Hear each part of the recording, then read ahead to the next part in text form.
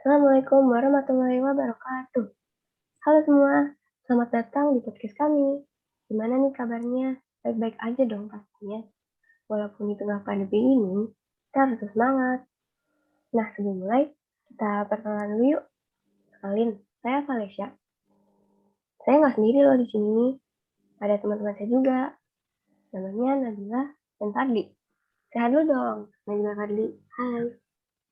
Hai guys, Oke, Nabila mana Nabila? Iya, hai. Oke, lanjut. Jadi, teman-teman semua, hari ini kami akan membahas materi tentang ancaman di bidang politik dan strategi untuk menghadapinya. Sebelum itu, kalian ada yang tahu nggak sih apa yang dimaksud dengan ancaman di bidang politik? Nabila mungkin atau Fadli mungkin? Siapa-siapa? gue tahu tuh. Wah, apa tuh? Ancaman di bidang politik itu ancaman yang dapat bersumber dari luar negeri maupun dalam negeri. Dari luar negeri, ancaman di bidang politik dapat dilakukan oleh suatu negara dengan melakukan tekanan politik terhadap Indonesia. Gitu guys. Nah, ancaman politik itu juga merupakan salah satu ancaman yang sulit dihadapi loh. Soalnya ancaman ini dapat memecah belah suatu anggota, kelompok dalam suatu bangsa gitu. Oh ya, pernah baca juga. Katanya ada 4 hal yang selalu dikedepankan oleh globalisasi dalam politik. Bidang politik. Bidang politik. Apa aja tuh, Val? Ada demokratisasi, ada kebebasan, keterbukaan, dan hak asasi manusia. Keempat hal tersebut oleh negara-negara adidaya dijadikan standar atau acuan bagi negara-negara lainnya yang tergolong sebagai negara berkembang. Acuannya itu dibuat berdasarkan kepentingan negara adidaya dan bukan berdasarkan kondisi negara yang bersangkutan nggak sih? Pernah baca juga kayaknya. Nah, benar banget itu. Bentar-bentar. Negara adidaya, apa itu? Kayak belum pernah dengar istilah itu sebelumnya. Gini, negara adidaya itu negara Amerika Serikat dan sekutunya NAM. Oh, begitu.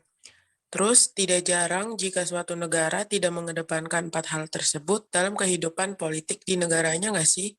Maka negara tersebut dianggap sebagai musuh bersama.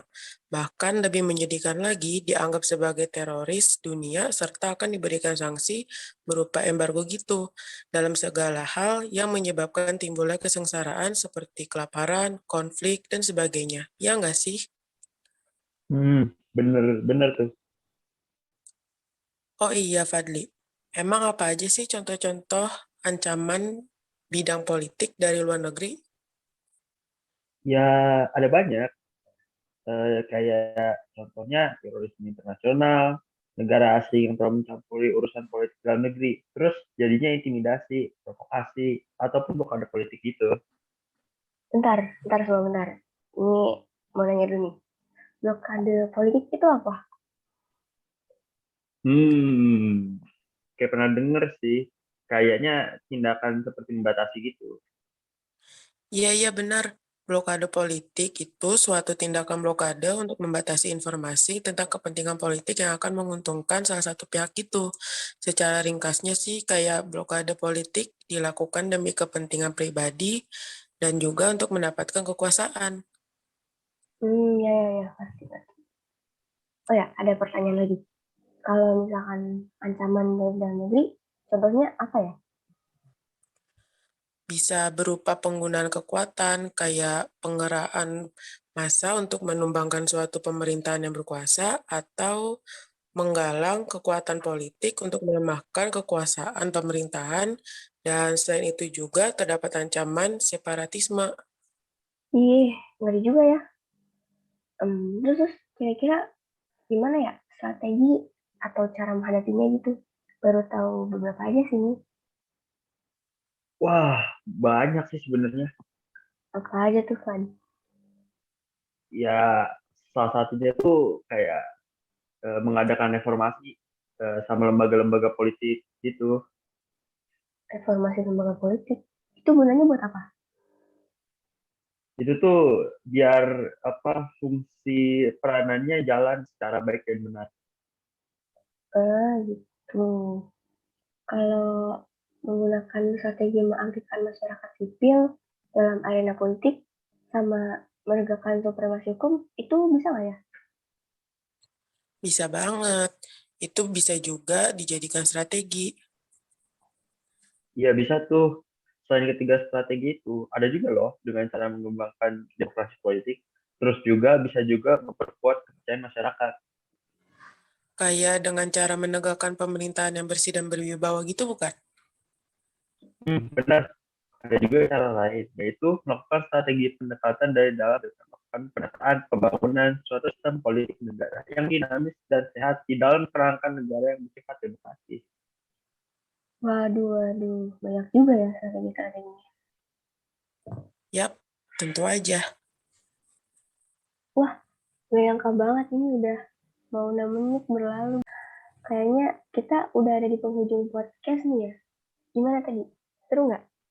Seru dong. Wah, seru banget. Dapat ilmu, Keren dapat banget, ilmu. emang keren. Iya, tadi kita udah ngobrol banyak banget. Udah saling sharing juga kan. Terus kita dapet pengetahuan baru dari sama lain. Iya, Setelah betul. ngobrol-ngobrol gitu. Hmm, ya, jadi kalau gitu, bagi yang udah nonton berakhir, makasih banyak, banyak, makasih banget. Pokoknya, semoga kalian juga dapat ilmu dari podcast kami ya. Sekian dari kami. Mohon maaf bila ada kesalahan. Saya Valesia. Gua Fadli. Dan saya Nabila. Pamit undur diri. Terima kasih. Assalamualaikum warahmatullahi Warahmatullahi wabarakatuh. wabarakatuh.